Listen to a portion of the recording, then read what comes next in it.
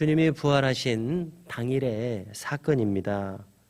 두 사람의 제자가 엠마오로 낙향하고 있었습니다.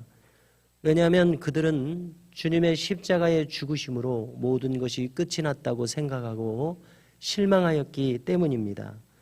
주님께서 여러 번 이미 십자가의 죽으심과 부활에 대해서 말씀하셨음에도 불구하고 그들의 마음에 이것이 새겨지지 않았던 것으로 생각됩니다.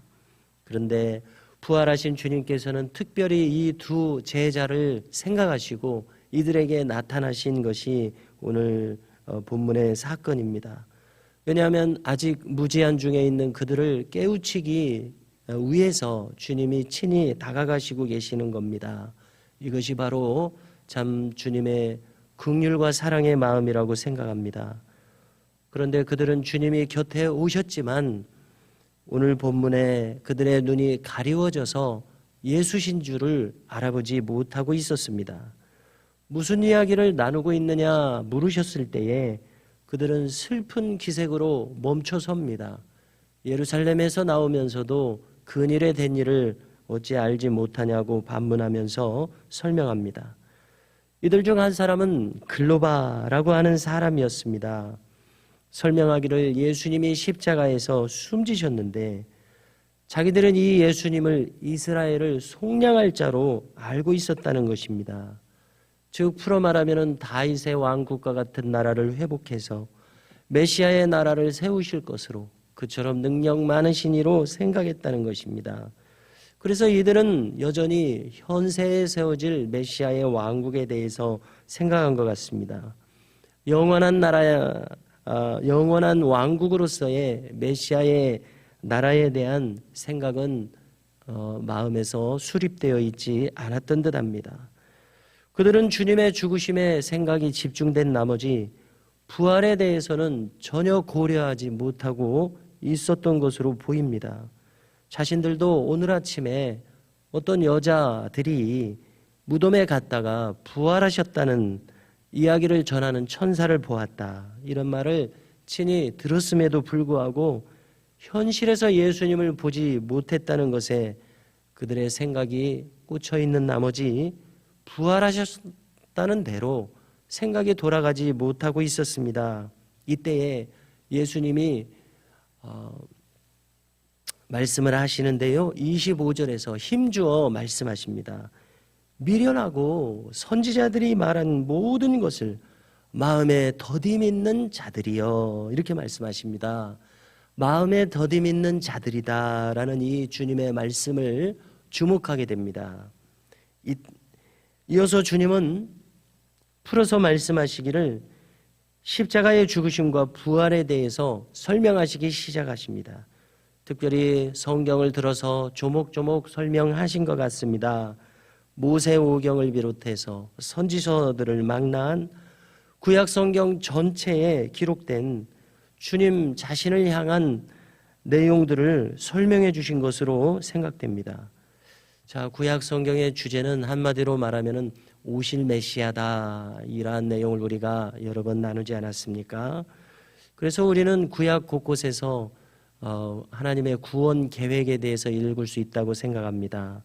주님의 순환에 대해서 이사야서 53장을 비롯한 곳에서 기록되어 있습니다.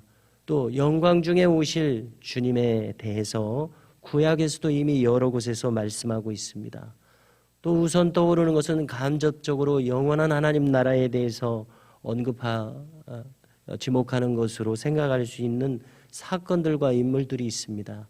에녹과 엘리야가 승천했습니다. 신의 산에 영광스러운 모습으로 하나님이 강림하셨습니다. 또 다니엘에서 영광스러운 영원 중에 계신 인자 예수 그리스도를 볼 수가 있습니다. 이러한 면에서 십자가의 순환과 또 부활의 영광 중에 계시는 주님에 대해서 얼마든지 성경에서 찾아진다고 생각합니다. 성경이 최종적으로 목적하는 바가 무엇입니까? 바로 이 대속적인 죽으심에 대해서 부활, 즉 영생과 영원한 나라에 대한 것이 성경이 최종적으로 목적하는 바입니다. 바로 이것을 조목조목 말씀하셨다고 생각합니다. 그들은 이제 어느덧 엠마오에 도착하고 있었습니다. 주님을 청해서 주막에서 음식을 들게 됩니다. 이때 주님께서 축사하시고 떡을 떼어 그들에게 주시게 되는데요. 이때 그들의 눈이 비로소 밝아져서 예수신 줄을 알아보았습니다. 잠시 자리를 비우셨을까요? 그 잠깐 사이에 주님은 행방이 다른 곳으로 떠나셨는지 이제 주님을 볼 수 없는 그러한 상황으로 펼쳐집니다. 이어서 자신들끼리 이야기합니다. 조금 전을 회상하면서 아까 길에서 말씀하실 때에 우리 속에서 마음이 뜨거워지지 아니하더냐, 이것을 이야기합니다. 참으로 중요한 대목이라고 생각을 합니다. 성령의 역사하심으로 우리의 마음속에서 진리가 확연히 깨달아질 때에 이러한 일이 있게 된다고 생각합니다.